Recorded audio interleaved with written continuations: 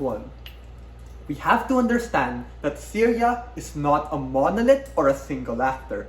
They are a state, a collective group of people, and they also represent the average person living in that country, of which, as Joseph characterized, are so ethnically, culturally, and religiously diverse given the realities of things in the country. This is where, as an actor, Syria needs to do things about the commonality that unite them as opposed to the differences that divide them. The intersectionality that we see makes looking at the unifying factors more. The metrics we gave that explains in the interest of Syria is, first, a sense of autonomy and sovereignty given that they are in a transitionary government. The present is diverse and divided. The future is uncertain and unknown. They should not make promises that have severe consequences on the future who may not consent to these things being things but actually affect them. Second, socioeconomic stability that affect the average person living there. This is because we don't even know sanctions are going to be lifted because it hasn't been concertized into a specific proposal. Proposals should be smart,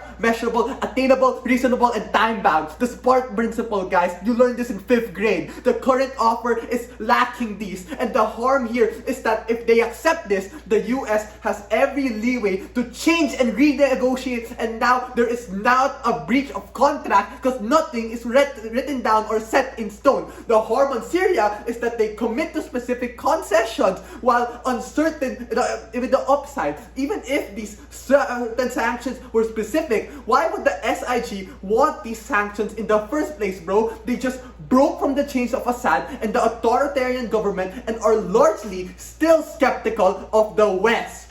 Rebuttals. First, in response to the idea that, it will be better optics if we team up with the US because this is an international relations motion. Good job, opposition. But guess what? In international relations, what's more important is the countries around you. And all those countries around you in the Middle East absolutely hates the US, and because of the difference of interest, all the history and all that jazz. You know how I would react if I was an angry Middle Eastern country who found out that Syria teamed up on US?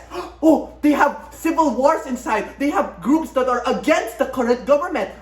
We can start investing and funding them, and that has happened multiple times before, and they are going to do that again when you sign with the US and tell them that, we're sucking the cock of US and we love them more than you guys in Middle Eastern countries. Second, SIG have a lot of existing allies, hence the presence of foreign fighters, guys. That represents the cultural and ethnic diversity. The point in which the US has leverage over them is the point in which the optics and perception is just confused and at best at the same time. Third, DLO gives us a hodgepodge of facts and off-tangent characterizations. It is not enough to respond to us by calling us symmetric, guys. That is dismissive, and OP has to engage and explain the tipping point in which we on government cast doubt in terms of this current proposal. Aside from calling something symmetric, OP is unclear on the comparative and question the exclusivity and delta of what happens on OP because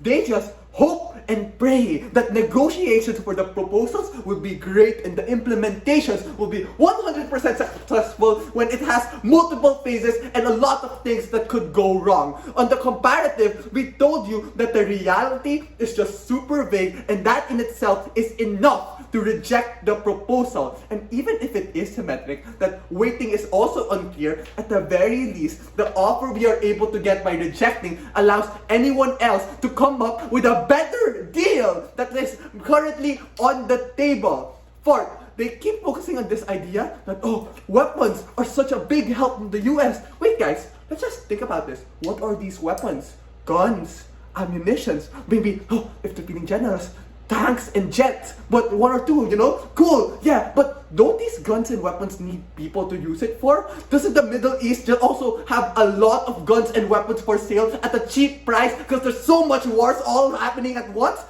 Okay, and you know what? Wait, don't they have this weapon right now that is able to take out entire armies and threaten other people that are much cheaper called gas weapons? well, guess what? They lose those weapons for the same amount of weapons they gain. It's symmetric. Nothing changes other than your allies hate you now. Calling out that it's also, I'm also calling this out, it's uncharitable to say that, oh, we don't have an army right now and the US's cock of army is way better. Guys, the US's army is at best just going to balance out all those army that you loses from all the allies and foreign fighters within your country. I think both sides of this debate have the same goal, ladies and gentlemen. Which side is able to give the best possible result for the interim, meaning stability and power? Now, let's look at this at likelihood. In opposition side, Trump is mad, protectionist, and wants to help his country, who even said that he is not gonna fund any more wars outside of the US. What happens at best? The US aid is being cut off, US is dying themselves, and they don't have a lot of money too. What happens at best? Syria, interim, removes their other allied troops and gives you, US gives you aid, money, weapons. I'll take your POI before 6, go.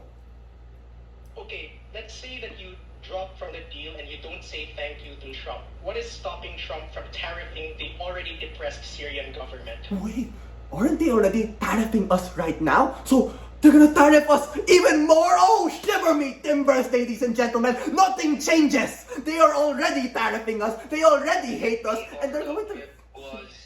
Oh, hello. They're frozen. Yeah. Oh, so sorry. Can I pause? What was the last thing you heard? It's 6 minutes and 5 seconds. I pause it that time. Okay, Just do me a heads up before you start. Okay, what was the last word you heard? Sorry. What was the last word you heard? Wait, sorry. What was the last word you heard? Sorry. Please. Sorry. Hello? Wait. Pause. Time out. Can I hear what was the last word that was heard? Or like anyone here? What was the last word you hear? Anyone? Like even an observer? Before I continue the timer, look, I have a timer here. You gotta ask the judge, man. Oh yeah, Ange, can I ask what was the last word that was heard? Am I still lagging? Hello? Time out? I think you did lag. Pause, wait. Still frozen. Wait, tayo. Pause. Wait, sorry, just to clarify, can you guys hear me? Yes, is that document? Okay, so I think it's your device, man. My device died. Hello? Sorry. What was the last word that was heard? I'm so sorry, guys. Shiver me timbers. Sorry. Wait, what was the last word heard? Please could some... Hello? Oh, Frank, it's not working. Okay, Sorry. read this. What was the last word that's heard? I'm so sorry. So you were talking about how the US isolates themselves, Wait, sorry. such as Trump. Oh, fudge, that was the last thing that heard? Yeah. Wait, did the POI go through? Wait. The last thing I got track of was just the POI. I don't think you were able to answer the POI. Okay. Cut off right after So that. I'm gonna act like I just heard the POI. Okay.